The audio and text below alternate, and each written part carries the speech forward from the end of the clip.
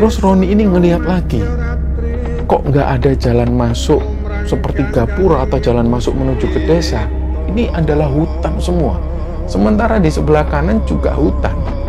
Nah, dia mendengar lagi suara seperti pertunjukan wayang. Dang, dang, dang, dang. Dia ini mencari jalan. Ini jalannya lewat mana? Di sanalah akhirnya Roni ini menjalani pernikahan dengan Intan. Pada saat Roni ini dinikahkan bersama Intan, Roni itu merasa bahagia sekali. Dan waktu itu juga ada pertunjukan wayang. Dan pada saat itulah Roni akhirnya menjalani hubungan rumah tangga dengan Intan. Dia tinggal di desa itu dan menjalani aktivitas.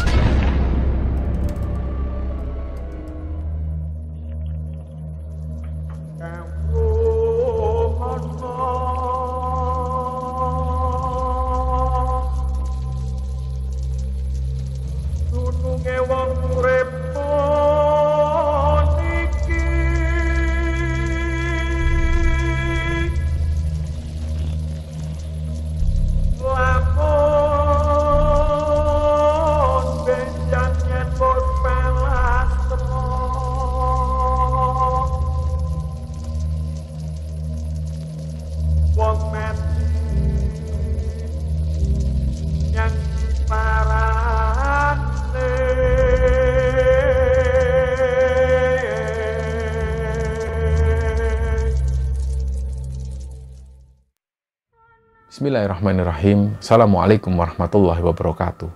Sobat Kemara Sunyi dimanapun berada.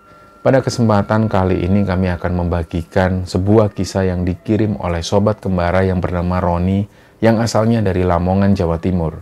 Sebelum kita masuk ke ceritanya, untuk teman-teman yang nonton tayangan ini dan belum subscribe, jangan lupa untuk subscribe lebih dulu agar channel Kembara Sunyi ini lebih berkembang lagi dan kami lebih bersemangat lagi dalam membuat konten-konten terbaru di Kembara Sunyi. Dan untuk teman-teman yang telah mendukung kami sejauh ini, kami mengucapkan terima kasih banyak.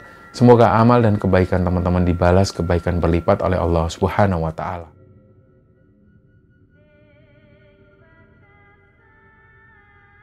Ya, dalam episode kali ini teman-teman, kita akan membagikan sebuah cerita yang dikirim oleh Sobat Kembara yang bernama Roni. Roni ini asalnya dari Lamongan, Jawa Timur, dan dia cerita tentang pengalamannya sendiri, di mana pada waktu itu di sekitaran tahun 2007 Roni ini pernah memasuki sebuah desa yang aneh. Jadi ceritanya di tahun 2007 itu Roni ini statusnya sebagai mahasiswa di salah satu kampus di Lamongan, dan pada waktu itu dia menjadi panitia di sebuah acara KKN yang diadakan oleh fakultasnya. Nah, jadi waktu itu lokasi KKN ini sudah ditentukan. Lokasinya ada di sebuah desa di daerah Tuban, Jawa Timur. Dan pada hari H, semua peserta KKN dan juga panitia berangkat menuju ke lokasi tersebut. Hari itu hari Kamis. Dan beberapa panitia ini ada yang berangkat naik mobil pribadi dan ada juga yang naik motor. Jadi mereka iring-iringan. Nah, karena waktu itu Roni ini punya sahabat yang namanya Amar. Akhirnya Roni naik motor bersama Amar menuju ke lokasi desa tersebut. Singkat cerita, sekitar jam 11 siang, mereka semua sampai di desa itu. Desanya ini sangat asri, di daerah Tuban. Semua penduduk itu menyambut. Jadi mereka semua keluar dari rumah menyambut kedatangan peserta-peserta KKN ini.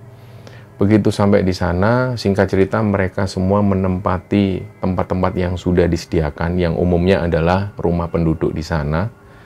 Dan acara ini akan berlangsung sampai hari Minggu.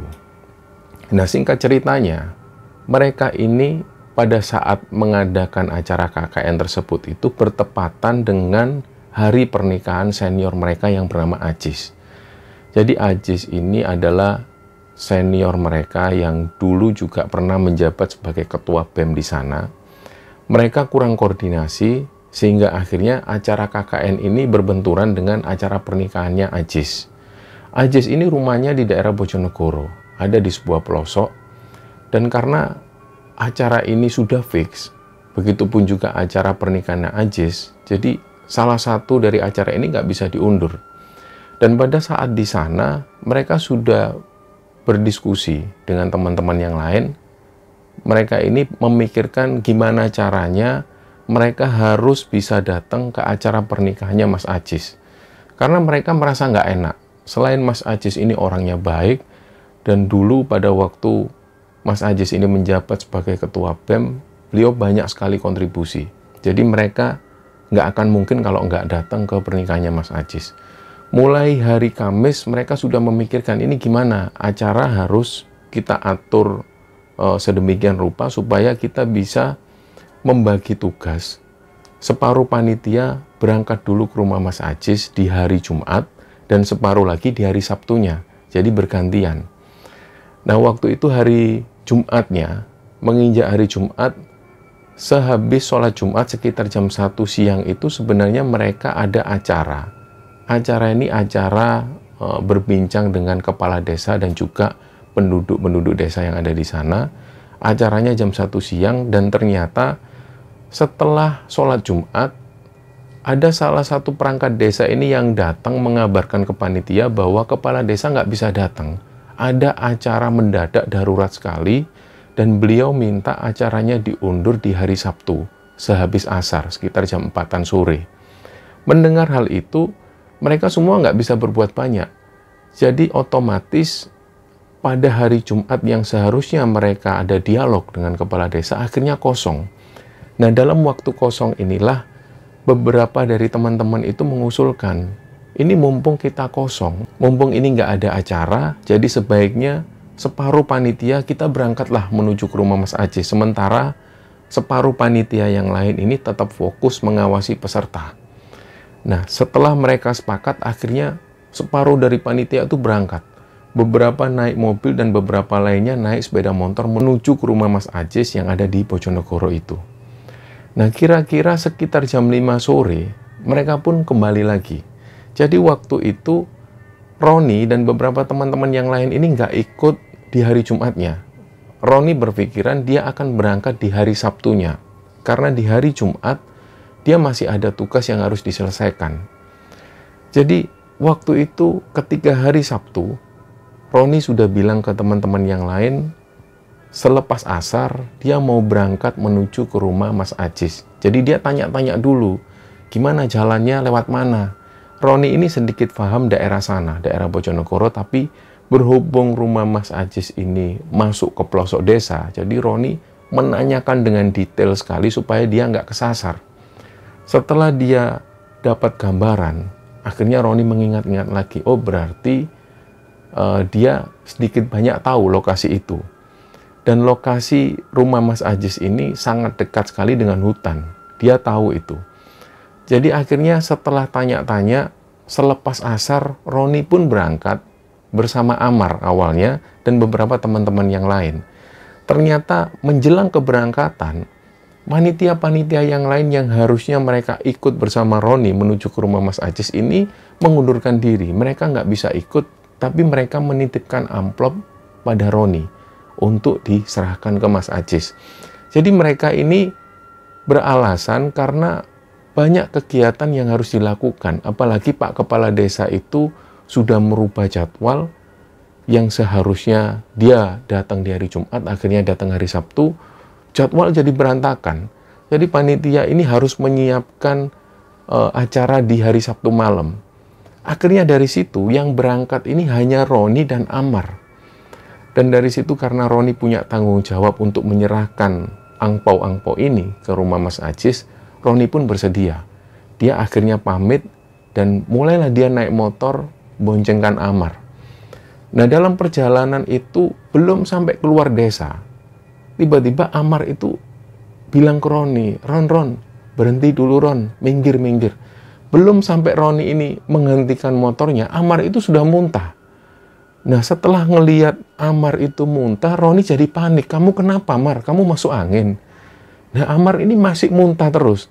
Akhirnya yang dilakukan Roni ya, dia cuma mijet-mijet punggungnya Amar. Sambil terus-terusan Amar ini muntah-muntah di solokan yang ada di situ. Nah, karena melihat kondisi Amar yang seperti ini, Roni pun akhirnya mikir, ini kayaknya nggak bisa harus dilanjutkan perjalanan ini. Roni akhirnya bawa lagi Amar, diajak lagi menuju ke lokasi KKN itu, dan langsung dia panggil teman-teman yang lain. Tolong Amar muntah-muntah. Nah, ada si kesehatan di situ langsung ambil alih, dan si Roni bilang, ini nggak tahu Amar tiba-tiba tadi muntah-muntah. Terus teman-teman dari si kesehatan ini bilang, mungkin Amar masuk angin. Tadi itu dia sudah disuruh makan sama anak-anak, tapi dia nggak mau, katanya perutnya nggak enak. Terus akhirnya dari situ ada yang tanya ke Roni, terus gimana Ron? Kamu berangkat sama siapa? Lah Roni juga bingung, nggak tahu sama siapa.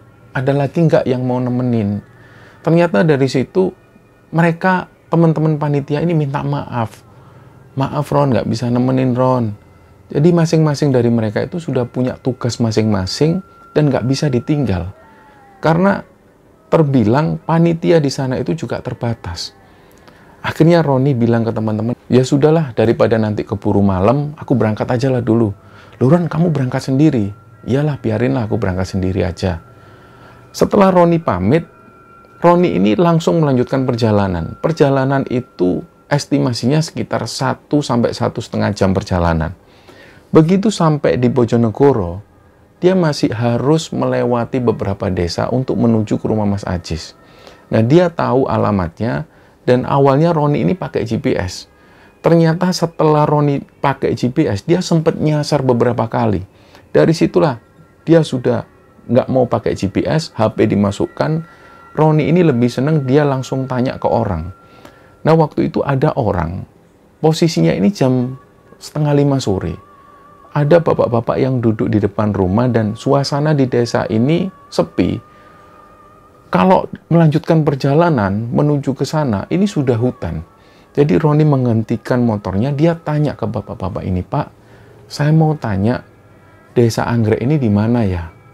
Nah, bapak-bapak ini cuma bilang, desa Anggrek di sini ini adanya di sana, Mas. Sampai ini kebablasan jauh, harusnya ke sana. Oh gitu ya, Pak? Ya sudah, Pak, terima kasih, Pak. Putar baliklah Roni ini, dan pada saat putar balik, dia juga bertanya-tanya. Tadi sebelum dia memasukkan GPS itu bilang bahwa dia harus terus melanjutkan perjalanan melewati hutan itu. Tapi kok bapak-bapak ini malah nyuruh balik. Dia sempat bingung, akhirnya dia berhenti lagi. Ada ibu-ibu yang waktu itu lagi nyapu halaman rumah. Jadi Roni ini menghentikan motornya, dia tanya ke ibu-ibu, Bu, saya mau tanya, desa Anggrek itu di mana ya? Nah, ternyata ibu-ibu ini nunjuk ke arah sana, ke arah yang dia tadi putar balik. Jadi Roni ini semakin bingung, kok bapak-bapak ini tadi nyuruh balik. Ternyata si ibu-ibu ini mengarahkan persis seperti GPS. Nah, setelah melalui pertimbangan sebentar, Roni akhirnya memilih jalan yang ditunjukkan oleh ibu-ibu itu. Karena dia berpikiran GPS juga mengatakan hal yang sama. Akhirnya mulailah motor ini dilajukan lagi. Dan sampai pada akhirnya Roni ini melewati bapak-bapak yang tadi sempat ditanya oleh Roni. Akhirnya Roni melewati si bapak-bapak itu, melewati hutan. Nah, suasana ini semakin gelap. Roni ini sebenarnya nggak tahu desa ini ada di mana. Jadi pas waktu melewati hutan ini, masih ada motor yang lalu lalang itu masih ada. Tapi tiba-tiba suasana ini menjadi sepi. Dan secepat itu juga suasana yang waktu itu masih ada cahaya, tiba-tiba menjadi gelap. Roni ini juga berpikir, kok ternyata sudah maghrib, dia menjalankan motornya itu semakin agak kenceng, suasana semakin gelap. Sementara waktu itu, Roni juga bertanya-tanya, kalau memang ini sudah melewati maghrib, kenapa kok nggak dengar suara adzan sama sekali? Padahal di belakang itu masih banyak perkampungan. Dia tetap melajukan motornya dan masih melewati hutan yang sepi itu. Sementara di sana itu, cahaya atau lampu penerangan ini nggak ada sama sekali. Nah, begitu ada di hutan ini, tiba-tiba Roni ini dengar ada suara seperti pertunjukan wayang.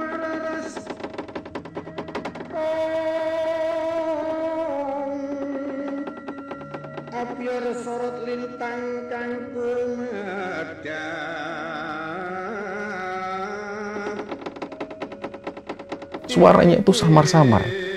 Nah, dia sudah berpikiran, mungkin ini lokasi pernikahannya Mas Ajis, karena dia dengar jelas suara dari pertunjukan wayang ini. Dia pun berhenti.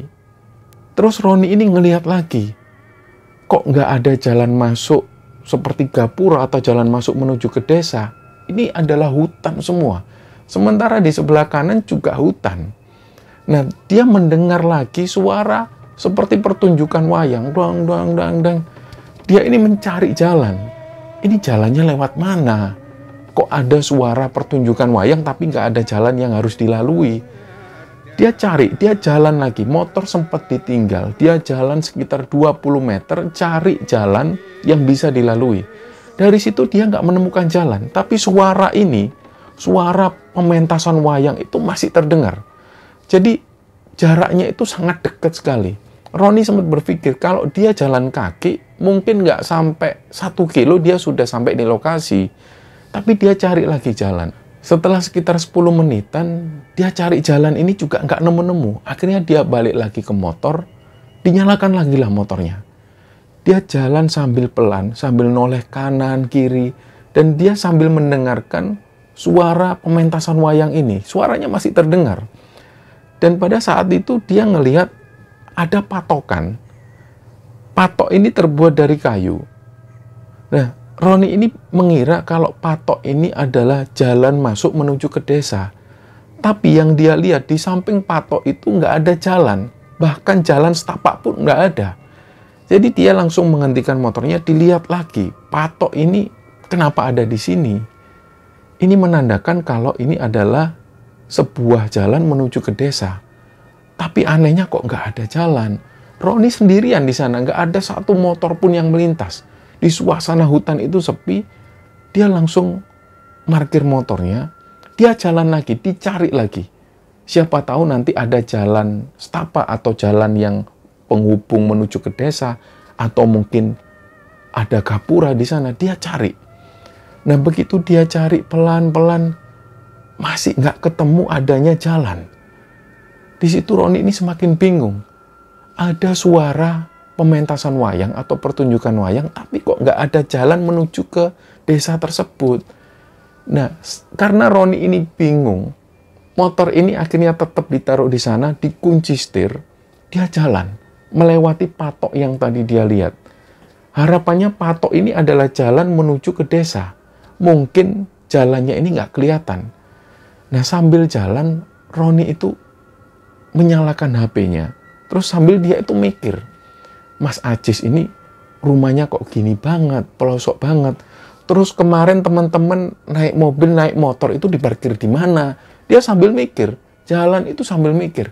Jalan kayak gini nih gimana cara parkir mobilnya? Mungkin teman-teman lewat jalan yang lain, tapi jalan yang mana? Nah, sementara itu Roni ini jalan, suara pementasan wayang ini semakin terdengar jelas. Menandakan bahwa Roni ini sudah dekat dari lokasi pernikahan itu.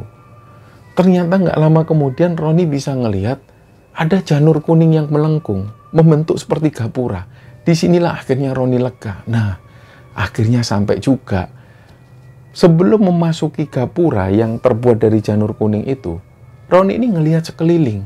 Kok nggak ada mobil yang parkir, nggak ada motor yang parkir, nggak ada alat transportasi satupun di sana, dan nggak ada orang yang lalu lalang. Nah, karena sudah melihat janur kuning ini dan semakin bisa mendengar suara wayang yang begitu jelas, Roni masuk. Setelah melewati gapura yang terbuat dari janur kuning itu, Roni itu langsung bisa melihat banyak sekali orang yang lalu lalang. Nah, padahal sebelum melintasi gapura itu, dia nggak bisa ngelihat apa-apa. Suasananya sepi. Tapi setelah melintasi gapura itu, dia bisa melihat banyak sekali orang yang lalu lalang. Nah, ini dia baru ketemu.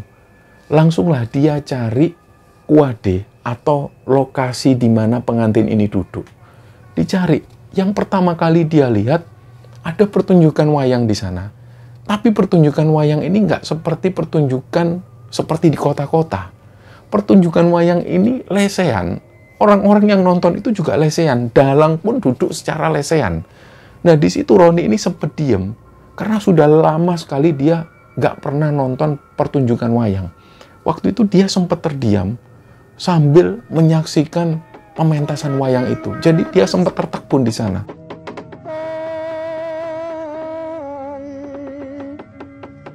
Biar sorot lintang kang kumedap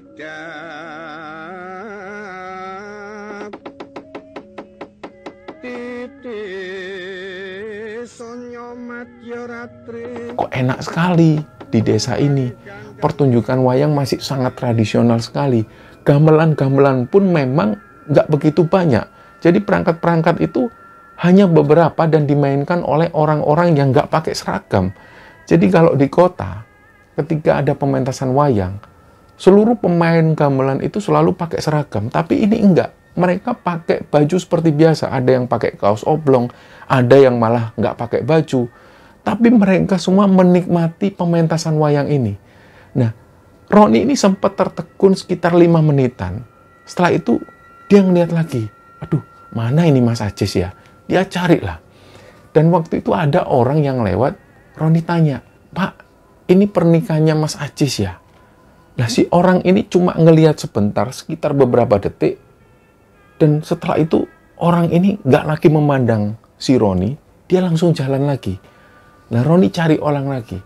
Ada ibu-ibu yang duduk-duduk di sana sambil kayak membuat sesuatu. Sepertinya si ibu-ibu ini kayak membuat ketupat dari janur. Nah, Roni akhirnya agak jongkok, dia tanya ke ibu-ibu ini. Karena ibu-ibu ini duduk secara lesehan, Roni pun jongkok. Dia tanya, Bu, ini pernikahannya Mas Ajis ya, Bu? Mas Ajisnya mana? Terus ibu-ibu ini ngelihat Roni itu dengan tatapan yang tajam, agak heran. Terus kemudian barang-barang yang tadinya sudah dibikin oleh ibu-ibu ini diambil semua, dikemasi semua, dan ibu-ibu ini pun pergi.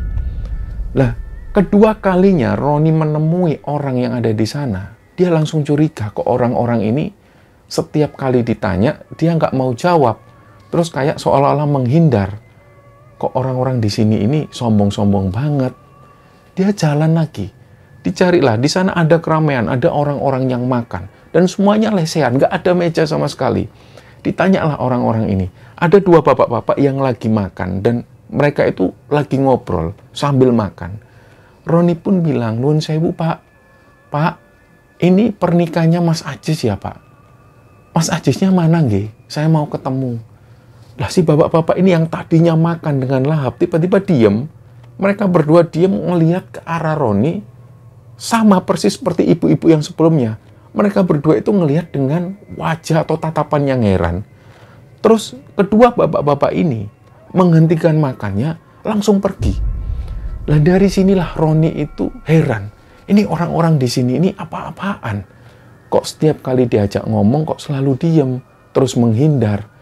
Dia akhirnya jalan sendirian. Kayak seolah-olah dia itu berada di kerumunan orang-orang, di mana orang-orang ini sama sekali nggak memperhatikan Roni. Di situ dia bilang, ini pengantinnya di mana? Dia cari terus-terusan dan ada satu orang bapak-bapak. Beliau itu duduk-duduk jauh jaraknya dari Roni. Jadi di antara lalu lalang orang ini, ada seorang bapak-bapak yang lagi duduk-duduk persis di depan rumahnya. Nah, si bapak ini memperhatikan Roni dari kejauhan.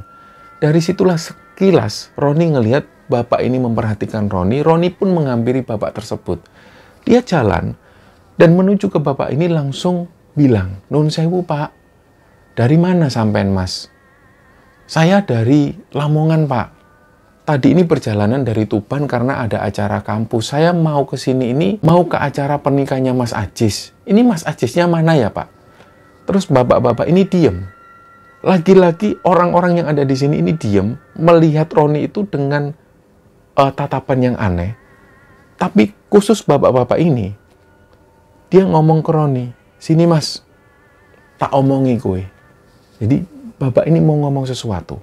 Roni pun jongkok. Dia mendekat ke bapak-bapak ini dan bapak ini pun ngomong, sampean kok bisa sampai sini ini gimana ceritanya?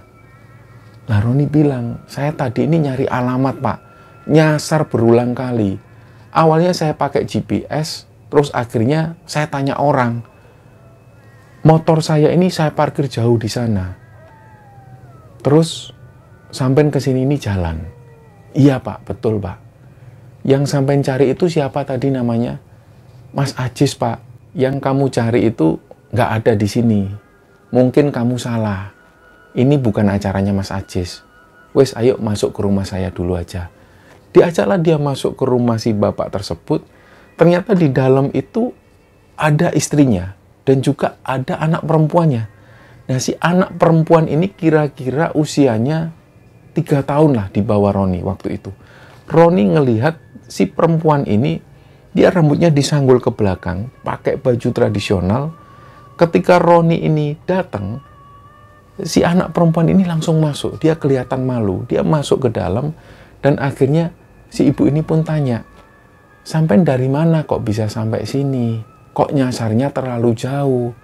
Nah, si Roni bilang, iya Bu, tadi saya sudah jelaskan ke Bapak, tadi saya itu pakai GPS, terus nyasar, akhirnya saya tanya ke orang, diarahkanlah ke daerah sini. Oh gitu, ya sudah, makan dulu aja ya Mas. Nah, pas waktu si ibu-ibu ini menawarkan Roni makan, si bapak itu kayak melarang, Bu, jangan, sudah jangan. Nah, pas Roni ini menyaksikan dialog itu, dia ngerasa aneh. Awalnya si ibu ini menawarkan dia makan. Ternyata si bapak ini kayak seolah menghalang-halangi. Akhirnya dari situ Roni diem. Dan gak lama setelah itu, si anak ini pun keluar, membawakan Roni ini air putih. Diminumlah sama Roni. Setelah Roni minum, akhirnya si bapak-bapak ini pun bilang ke Roni, sudah, kamu pulang aja. Kamu pulang, nanti kamu jalan lagi menuju ke arah yang tadi kamu datang. Setelah nanti kamu pulang, sudah kamu jangan nengok belakang, kamu pulang. Kamu ini nyasarmu terlalu jauh. Nah, setelah Roni ini minum, akhirnya Roni pun pamit. Dia juga ngerasa nggak enak. Ya sudah Pak, saya mohon maaf kalau mengganggu waktunya. Ternyata saya nyasar. Ya sudah, nggak apa-apa. Nah, sekali lagi Roni ini ngelihat si perempuan ini. Dia itu wajahnya khas sekali wajah anak desa. Wajahnya memang nggak terlalu cantik banget. Tapi Roni itu langsung jatuh cinta pada pandangan pertama. Nggak tahu apa yang membuat Roni ini suka dengan perempuan ini. Yang jelas pada waktu itu, Roni ngelihat itu langsung dia itu gemetaran. Kayak waktu itu Roni ini langsung senang dengan perempuan ini. Nah, begitu Roni ini ngelihat, Roni itu sempat diam beberapa saat. Kayak dia itu merasa membeku pada waktu itu ngelihat si gadis tersebut. Akhirnya mungkin si bapaknya ini ngelihat Roni yang seperti itu. Bapaknya tanya, kamu umur berapa? Roni bilang, saya umur 20 Pak. Kamu suka sama anak saya? Lah Roni tanya, anu kok Pak, saya cuma ngelihat. Loh, nggak apa-apa. Kalau kamu memang suka sama anak saya, kamu deketin anak saya. Saya nanti yang nikahkan kamu. Lah Roni kaget. Oh enggak Pak, saya cuma ngelihat aja Pak. Kalau memang kamu suka sama anak saya yang nikahkan kamu. Nggak ada masalah. Di sini memang adatnya seperti itu. Oh iya Pak, mohon maaf loh Pak. Akhirnya Roni ini pun pamit. Dia keluar dari rumah melewati kerumunan orang-orang yang tadi. Dan pada saat Roni ini sampai di pertunjukan wayang itu, Roni sempat diam lagi. Dia sempat tertekun beberapa saat menyaksikan pementasan wayang tersebut. Dia ngelihat sambil senang. Dan gak lama kemudian, Roni jalan lagi. Roni jalan lagi melewati jalan yang dia lalui sebelumnya. Dan akhirnya dia sampai di jalan yang ada di depan. Dia ngelihat lagi motornya. Setelah itu dia kendarai lagi motornya. Dia menuju ke perkampungan. Dan dia coba telepon ke teman-temannya. Dia telepon teman-temannya yang kemarin sempat mendatangi rumah Mas Ajis. Dia telepon, ini aku nyasar. Ini sebenarnya lewat mana? Akhirnya temennya yang ada di Tuban itu menjelaskan lagi, Ron, itu tadi setelah sungai itu kamu belok kanan. Kamu pasti lurus ya? Iya, aku lurus. Lu jangan lurus. Itu sudah hutan belantara. Kamu harusnya nganan. Terus setelah nganan itu nanti ada pertigaan, kamu belok kiri. Di situ nanti kamu ngelihat ada terop. Nah, disitulah rumah Mas Ajis. Oh ya sudah. Dimasukkanlah lagi HP-nya, dan Roni mengikuti arahan dari temannya itu. Dia kembali lagi ke sungai, dan setelah sampai sungai, dia belok ke kanan. Dari arah sebelah kanan itu dia ngelihat pertigaan dan dia belok kiri. Singkat cerita, dia pun cerita ke Mas Ajis bahwa waktu itu Roni ini sempat nyasar ke sebuah desa. Nah, Mas Ajis mungkin waktu itu lagi sibuk-sibuknya. Dia nggak sempat menemani Roni secara lama. Setelah Roni ini menyerahkan angpau titipan dari teman-temannya, Roni pun pamit. Dan waktu itu, Roni ini sempat ketemu dengan beberapa tetangga-tetangga dari Mas Ajis. Nah, Roni sempat ngobrol sebentar. Pertama, yang ditanyakan oleh tetangga-tetangga dari Mas Ajis ini, mereka tanya, "Sampai dari mana, Mas?" "Saya dari Tuban, Pak. Sebenarnya asal kami ini dari Lamongan. Cuma kebetulan ada acara kampus di Tuban." "Oh, yang kemarin ada datang ke sini itu ya? Itu teman-teman sampean?" "Iya, Pak. Itu teman-teman saya." Terus bapak ini tanya lagi, "Kok malam banget nyampe sini? Kok harusnya kan perjalanannya cuma sebentar?" "Lah iya, Pak. Tadi nyasar-nyasar, nggak karu-karuan. Tadi sempat ngikuti GPS terus nyasar. Akhirnya saya tanya orang, malah nyasar ke desa yang lain." "Desa mana, Mas?"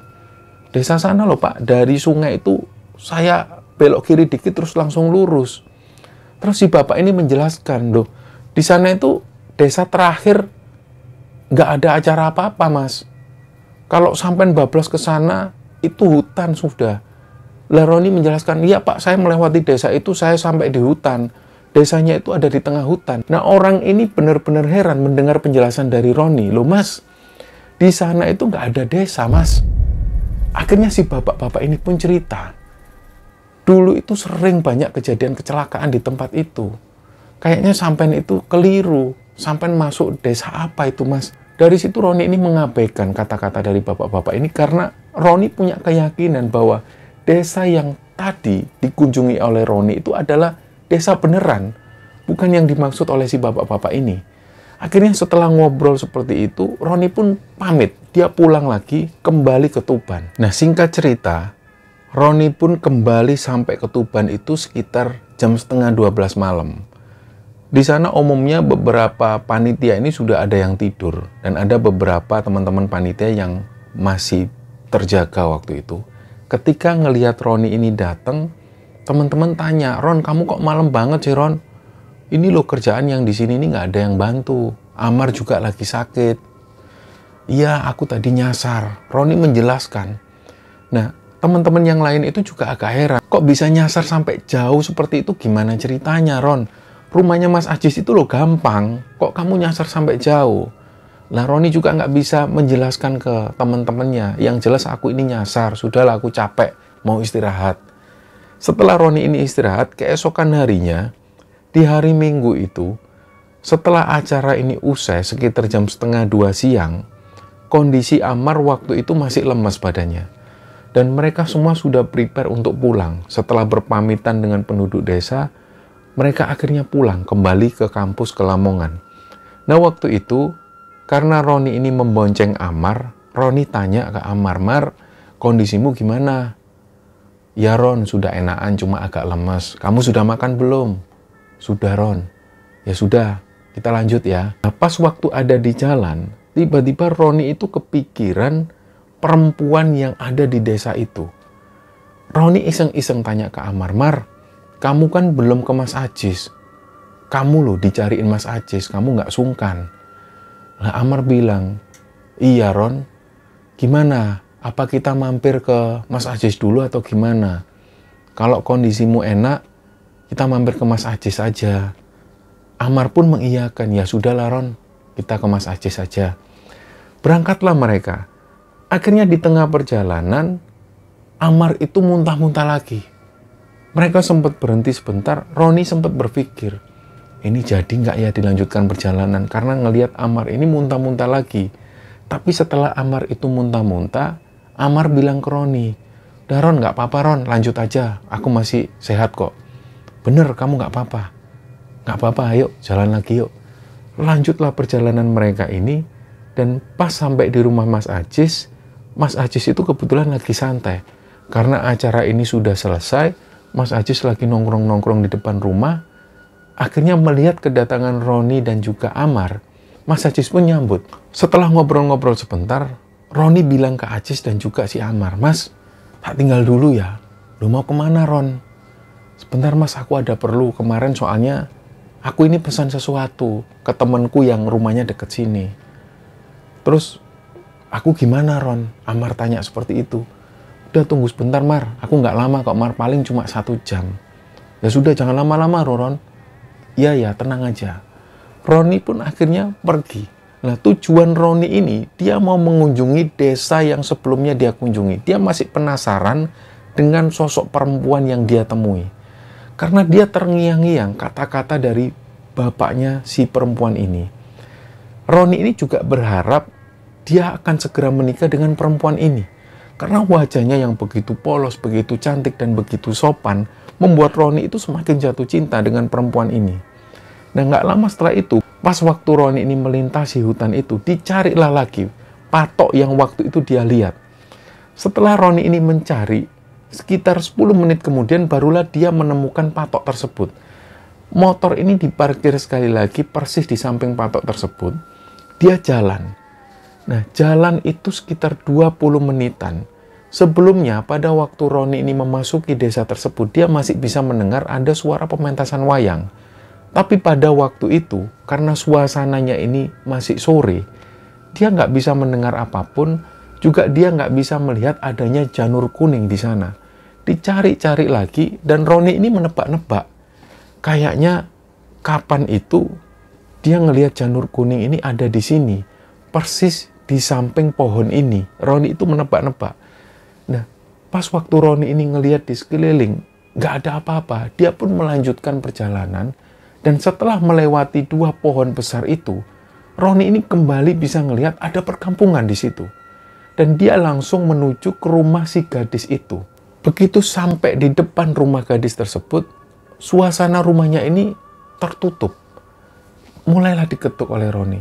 Tok, tok, tok, nuhun sewu, nuhun sewu. Waktu itu persis yang buka ini adalah ibunya. Nah, ibunya ini tanya, loh, kamu kok kesini lagi? Iya, Bu. Mohon maaf loh, Bu. Saya mau ketemu. Oh, ketemu Intan. Iya, Bu. Mau ketemu Intan. Ya wes, sini masuk. Masuklah Roni ini. Dan setelah itu si ibu ini pun masuk. Nggak lama setelah itu Intan pun keluar. Nah, yang pertama kali dilihat oleh Roni, Intan itu masih memakai sanggul di belakangnya. Tapi pada waktu itu Intan sudah nggak pakai sanggul, rambutnya dibiarkan terurai. Jadi terlihat sekali kalau rambut Intan ini panjang sampai sepinggul. Nah sekali lagi Roni itu merasa deg-degan. Kayak ada sesuatu antara Roni dengan Intan ini. Begitu Intan duduk persis di depan Roni, Roni nggak bisa ngomong. Dia hanya melihat persis paras wajah ayu dari Intan ini, dan dia memperhatikan dari ujung rambut sampai ujung kaki. Diperhatikan terus. Dan nggak lama setelah itu Intan bilang, Mas Roni kesini mau nemuin aku. Lah si Roni cuma bilang, iya, aku sengaja nemuin kamu. Kok kamu tahu namaku kalau namaku Roni? Iya Mas, tahu kok Mas. Nah Roni pun kenalan lagi ya, biar nggak lupa namaku Roni. Terus si cewek ini bilang, namaku Intan Mas. Setelah perkenalan itu, bapaknya keluar. Bapaknya Intan ini keluar. Terus bapaknya langsung nepuk pundaknya Roni, terus dia bilang, kan saya sudah bilang, kalau kamu serius sama anakku, kamu akan aku nikahkan. Sudah nggak perlu nunggu waktu lama-lama. Di sini ini adatnya, kalau ada perempuan yang suka dengan laki-laki, begitupun juga sebaliknya, ini harus dinikahkan. Nggak boleh lama-lama seperti ini. Nah Roni bilang, iya Pak, saya juga setuju Pak, tapi saya juga harus bilang ke orang tua saya. Ya sudah, kamu pulang dulu. Kamu jangan datang ke sini lagi sebelum kamu dapat restu dari orang tuamu. Kalau memang orang tuamu sudah setuju, kamu datang ke sini lagi bersama orang tuamu. Roni pun menyepakati, iya Pak, saya setuju Pak. Ya sudah, kamu pulang. Roni pun pulang. Setelah dia pulang, mengendarai motornya kembali ke rumah Mas Ajis untuk menjemput si Amar.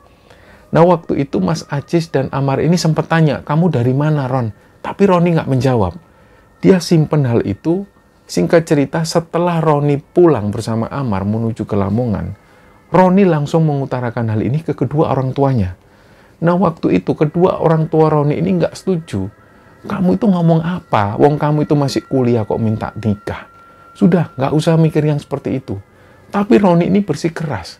Dia tetap pengen nikah, dan dia bilang ke kedua orang tuanya bahwa ada perempuan ini yang baik, cantik, dia tinggal di desa, dan dia siap dinikahi oleh Roni. Bahkan kedua orang tuanya pun juga setuju. Bapak ini tinggal merestui aku, nanti kita bareng-bareng menuju ke sana, ngelamar si gadis ini, namanya Intan. Nah, kedua orang tua Roni ini tetap nggak setuju. Wes, nggak usah ngomong no itu. Sudah, Bapak nggak mau lagi ngomong masalah ini. Kamu tetap fokus sama kuliahmu. Kuliahmu masih panjang. Jalan kamu ini masih panjang. Nah, setelah mendengar penjelasan dari orang tuanya, Roni ini sempat diam. Dia pastikan bahwa besok dia akan ngomong hal ini lagi ke kedua orang tuanya. Nah, keesokan harinya dia ngomong hal ini lagi ke kedua orang tuanya. Lagi-lagi kedua orang tua Roni ini tetap nggak setuju. Akhirnya dari situ, hampir 2 hari sekali, Roni sempat ngomong hal ini. Dia selalu mengutarakan bahwa dia pengen nikah.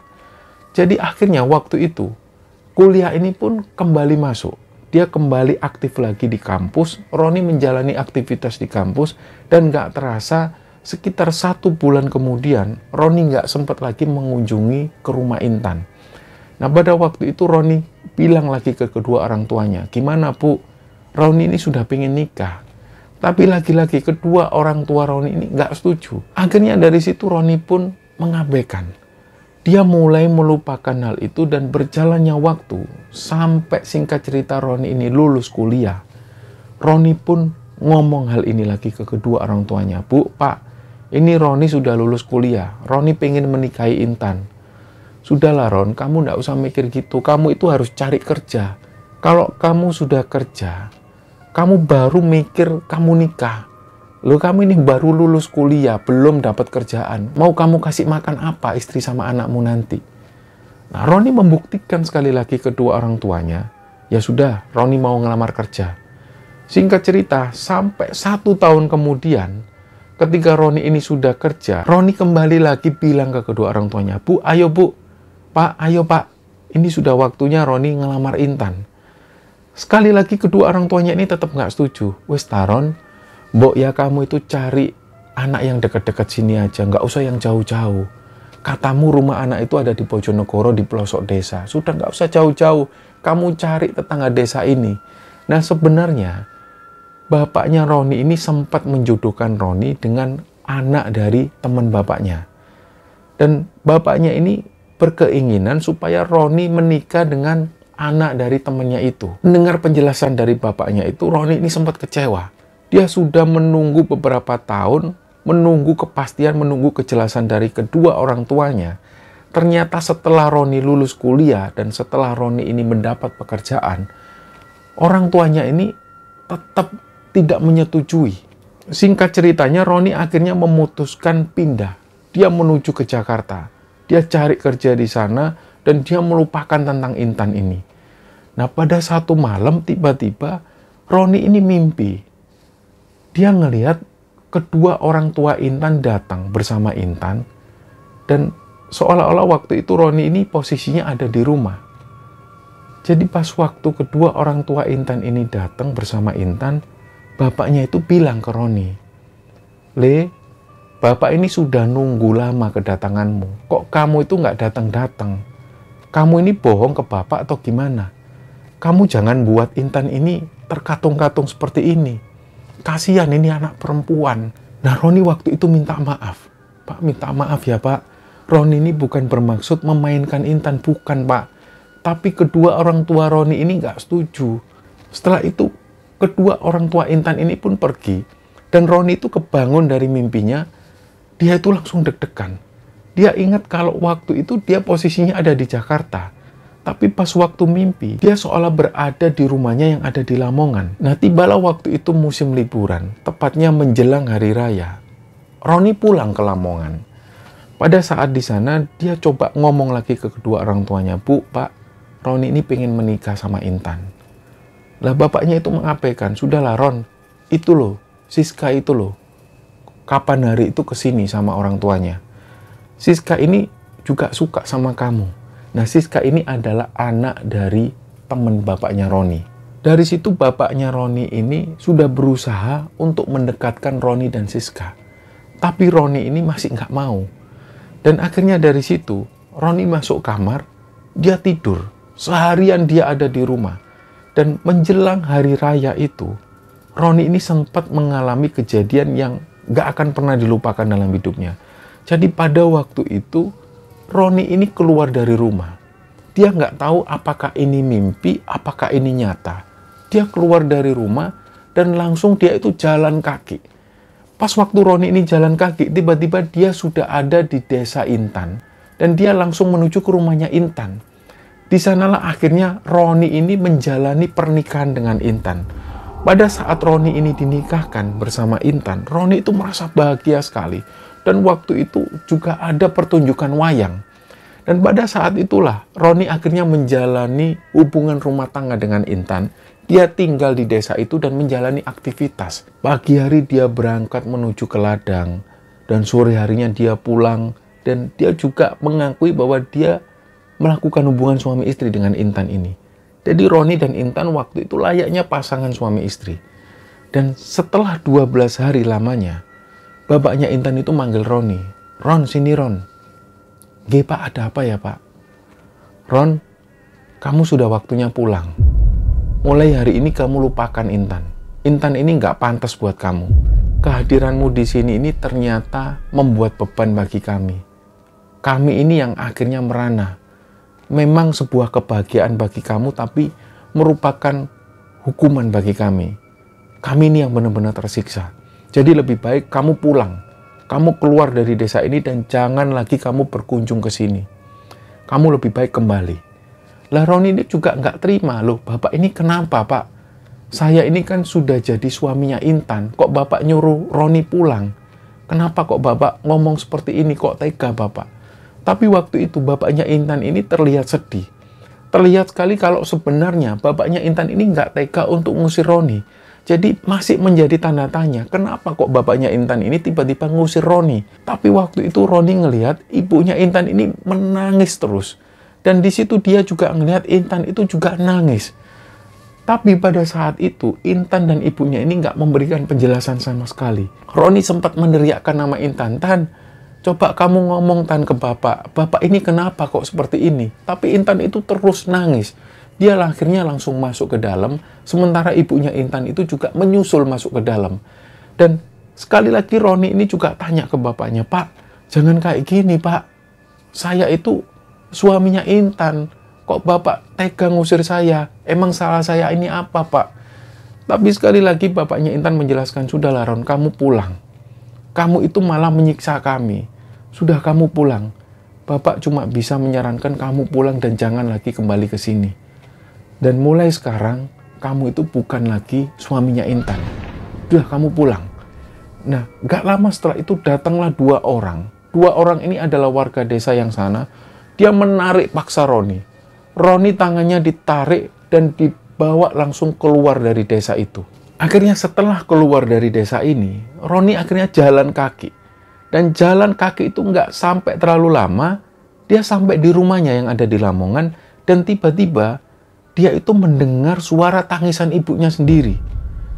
Pada saat Roni ini dengar suara tangisan ibunya itu sempat mengeluarkan kata-kata, Le, mulai ya le, ojo suwe-suwe ya le, mulai, bali ya bali. Dia dengar kalau ibunya ngomong seperti itu sambil nangis. Roni itu mencari-cari suara ibunya ini di mana. Padahal waktu itu Roni ini sudah ada persis di depan rumahnya sendiri. Tapi dia nggak ngelihat ada orang satupun.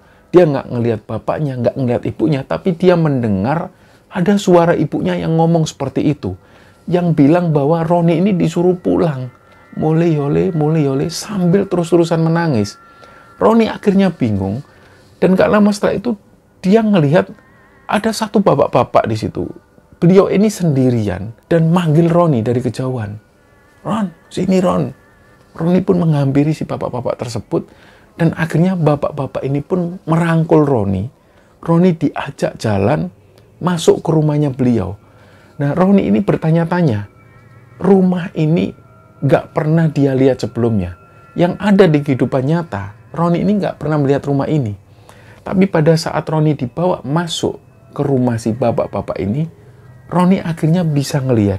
Dia buka mata. Ternyata dia ada di rumahnya sendiri. Dia ngelihat ada bapaknya, ada ibunya, dan posisi ibunya itu persis seperti yang didengar Roni. Ibunya itu nangis sambil terus manggil-manggil namanya Roni. Dia langsung tanya si Roni ini, "Loh Bu, aku ini di mana?" "Kowe nang omah le, kamu ini di rumah nak." Ya Allah, semua akhirnya mengucapkan takbir, Allahu Akbar, Alhamdulillah. Roni ini masih belum paham. Barulah setelah Roni ini didudukkan, dia ada di tempat tidur, dan Roni ini dikasih minum. Ada satu bapak-bapak. Dia ngeliat, loh, ini kan bapak-bapak yang tak lihat tadi. Bapak-bapak yang ngajak Roni ini masuk ke rumahnya. Bapak itu ada di situ. Setelah Roni ini minum air putih, Roni kemudian tanya ke ibunya, "Bu, Roni ini ngapain toh, Bu?" Disinilah akhirnya ibunya cerita. Ternyata Roni ini sempat tidak sadarkan diri selama hampir 2 mingguan lamanya. Jadi selama 2 minggu itu Roni ini sempat dibawa keluar masuk rumah sakit, sementara diagnosa dari dokter, Roni ini nggak mengalami satu gejala penyakit apapun. Dia benar-benar normal, sehat. Jadi dari situlah akhirnya keluarga dari Roni ini membawa Roni menuju ke rumah orang pintar. Dan dari situlah akhirnya Roni melakukan terapi-terapi khusus, dibaca-bacakanlah doa. Dan selama 2 minggu itulah ternyata menurut keterangan dari orang pintar ini, Roni sudah dibawa masuk ke alam lain. Dan orang pintar ini, si bapak-bapak ini pun juga menjelaskan secara gamblang. Dia tahu persis bahwa ada gadis perempuan. Gadis perempuan ini adalah putri jin yang tinggal di sebuah desa gaib yang ada di Bojonegoro. Dia inilah yang suka dengan Roni. Dia mempengaruhi Roni supaya Roni ini jatuh cinta dengan dia. Dan akhirnya pernikahan ini pun berlangsung. Jadi sebenarnya di alam lain, Roni ini sudah menikah dengan putri jin. Dan akhirnya si orang pintar ini berhasil mengultimatum orang tua jin tersebut. Dia berusaha menyiksa orang tua jin tersebut supaya Roni bisa kembali ke alamnya. Supaya Roni bisa kembali ke alam nyata. Nah, hal inilah yang disampaikan oleh orang pintar tersebut. Dan beberapa minggu kemudian, pada saat Roni ini sudah pulih kembali, Roni mengingat lagi kejadian-kejadian yang dia alami. Roni sempat mengingat kata-kata dari bapaknya Intan. Mungkin yang dimaksud bapaknya ini sempat menderita, sempat tersiksa. Mungkin karena serangan-serangan dari orang pintar yang menyelamatkan Roni itu. Roni bersyukur bahwa akhirnya dia bisa kembali ke dunia nyata, dia bisa kembali beraktivitas seperti biasa. Dan puncak-puncaknya, setelah mengalami kejadian itu, setiap kali Roni ini dekat dengan perempuan, selalu hubungannya itu gagal di tengah jalan. Sampai pada akhirnya Roni ini pun sempat depresi. Dia sempat memutuskan untuk nggak dekat lagi dengan perempuan. Dan pada akhirnya, di tahun 2022 kemarin, Roni ini dekat dengan perempuan, dan perempuan ini bisa menerima keadaan Roni. Dan pada akhirnya Roni pun menikah dengan si perempuan ini. Dari cerita inilah kami juga mengucapkan terima kasih kepada Mas Roni yang telah membagikan cerita ini kepada Kembara Sunyi. Dan semoga kisah ini bisa kita ambil hikmah dan bisa kita ambil kesimpulan di dalamnya. Mohon maaf kalau ada salah-salah kata. Wassalamualaikum warahmatullahi wabarakatuh.